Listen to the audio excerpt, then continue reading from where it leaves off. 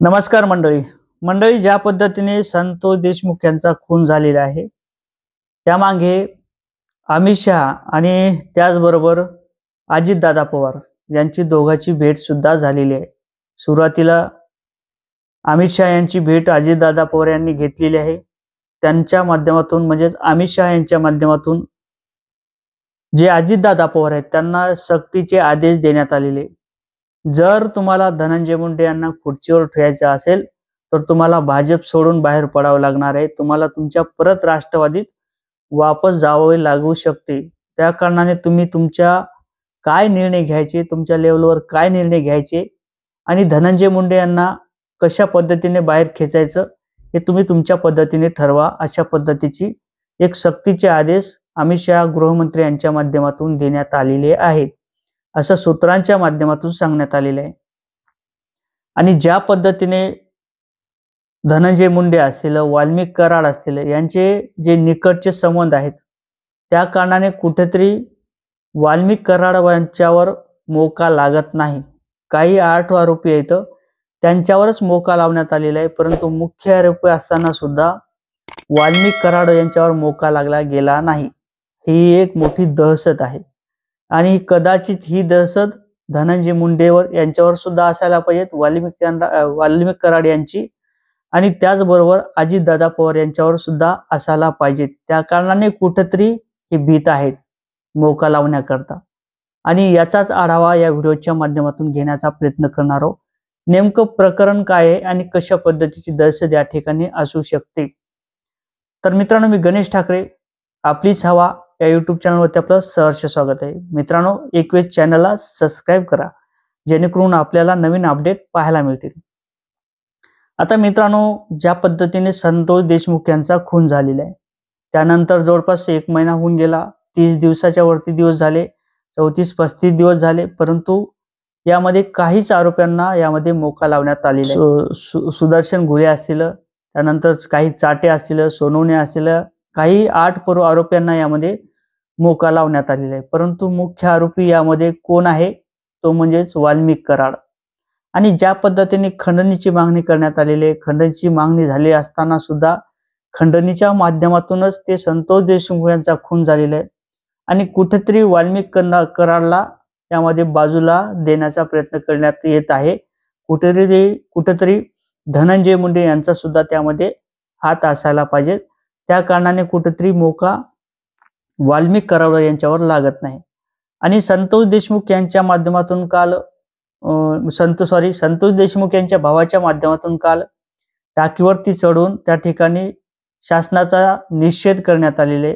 ज्या पद्धतीने ही कारवाई होत आहे, जे काही रिपोर्ट असतील CIDच्या माध्यमातून, पोलीस प्रशासनाच्या माध्यमातून, ते आम्हाला सविस्तरपणे सांगितल्या जात नाहीत, अशी त्यांची एक भावना आहे. त्याच्या पद्धतीची एक प्रतिक्रिया त्यांच्या माध्यमातून दाखवण्यात आली होती. आणि काल झरंगे पाटील यांच्या माध्यमातून कुठेतरी विनवणी केल्यानंतर, त्या ठिकाणचे अधिकारी असतील त्यांच्या माध्यमातून विनवणी केल्यानंतर जे संतोष देशमुख यांचे भाऊ आहेत ते खाली आले. त्यानंतर कुठेतरी त्यांच्या मागण्याचं रूपांतर, ते काय निर्णय घेतील ते CIDच्या माध्यमातून सांगण्यात आलं. आता मला हे म्हणायचं आहे, जर अमित शहा यांच्या माध्यमातून अजितदादा पवार यांना सक्तीचे आदेश सुद्धा देण्यात आलेले, आदेश दिल्यानंतर सुद्धा अजितदादा पवार यांच्या माध्यमातून कोणत्याही प्रकारचा ठोस निर्णय घेण्यात आलेला नाही किंवा असंही सांगण्यात आलेलं नाही की तुम्ही धनंजय मुंडे, तुमच्यावर अशा पद्धतीचे आरोप होत आहेत. यामध्ये सुरेश दस असतील, त्याचबरोबर बजरंग अप्पा असतील, शिरसाट असतील आणि झरंगे पाटील असतील, यांच्या माध्यमातून जशा पद्धतीचं कृत्य एक प्रतिक्रिया देण्याचं काम करण्यात आलेले आणि वाल्मिक कराड यांच्या माध्यमातून जे कृत्य करण्यात आलेले त्याला कुठेतरी तुम्ही साथ देत आहात, अशा पद्धतीचं काहीतरी निर्णय ही अजितदादा पवार यांच्या माध्यमातून घेतला गेला पाहिजे होता, परंतु तसं काही दिसत नाही. आणि ज्या पद्धतीने हे वाल्मिक कराड आहेत, यांच्या माध्यमातून जे बीडचं प्रकरण असेल, त्या ठिकाणचे सर्वसामान्य लोक असतील, त्यांच्यामध्ये जी दहशत आहे तीच कुठेतरी दहशत जी आहे ती धागेदोरे असल्या कारणाने जे काही काळे कारनामे असतील, काही त्या ठिकाणी लोकांची धनंजय मुंडे आणि वाल्मिक कराड यांचे काही संगतमध्ये काही प्रॉपर्टी असेल, धन दौलत असेल, काही जागा असतील, काही प्रॉपर्टी असेल, काही राखोडीचा प्रकरण असेल, वाल्मिक कराड यांची ती काही प्रॉपर्टी असेल, धनंजय मुंडे यांची काही प्रॉपर्टी असेल, त्या दोघांमध्ये सामायिकता आहे. त्या कारणाने कुठेतरी हे भीत आहेत की आपण जर अशा पद्धतीने वाल्मिक कराड यांना काहीतरी यामधून बाहेर काढलं नाही तर आपली जी प्रॉपर्टी आहे ती सुद्धा जाणार आहे आणि जी राजकारणासाठी आपल्याला खुर्ची मिळालेली आहे ती सुद्धा जाणार आहे. जर आरोप सिद्ध झाला तर यामध्ये धनंजय मुंडे सुद्धा अटकू शकतात. त्याचबरोबर जर धनंजय मुंडे अटकले तर परत काही धागेदोरे आहेत. धनंजय मुंडे यांना अजितदादा पवार यांचे काही प्रकरण आहेत, जे भ्रष्टाचार असेल, काही राजकारण असेल, काही प्रकरणे असतील, हे सुद्धा धनंजय मुंडे यांना माहीत आहेत. त्या कारणाने कुठेतरी या तिघाची सांगड आहे आणि कुठेतरी त्या सांगडीच्या माध्यमातून एकोणएकाला वाचवण्याचा प्रयत्न यांच्या माध्यमातून केला जात आहे. त्याचबरोबर वाल्मिक कराड जर वाचले तर सर्वच वाचणार आहेत, अशा पद्धतीची सध्याची दृश्य हे आता तरी दिसत आहेत आणि जशा पद्धतीचं राजकारण असेल ते आता दिसत आहे. आणि विरोधी पक्ष यांच्या माध्यमातून नेहमीच आरोप करण्यात आलेले धनंजय मुंडे यांच्यावर, परंतु आरोप केल्यानंतर सुद्धा ज्या पद्धतीने देवेंद्र फडणवीस यांच्या माध्यमातून निर्णय घ्यायला गेला पाहिजे होता तसा निर्णय अद्यापही दिसत नाही. कारण तर एक आरोपी खून करून बाहेर पडतो, 8 दिवस 22 दिवस भेटत नाही, त्यानंतर कुठेतरी आरोपी पकडले जातात, त्यामध्ये परत काय आंधळे येते ते अद्यापही फरार आहे, तेही सुद्धा पकडला गेला नाही.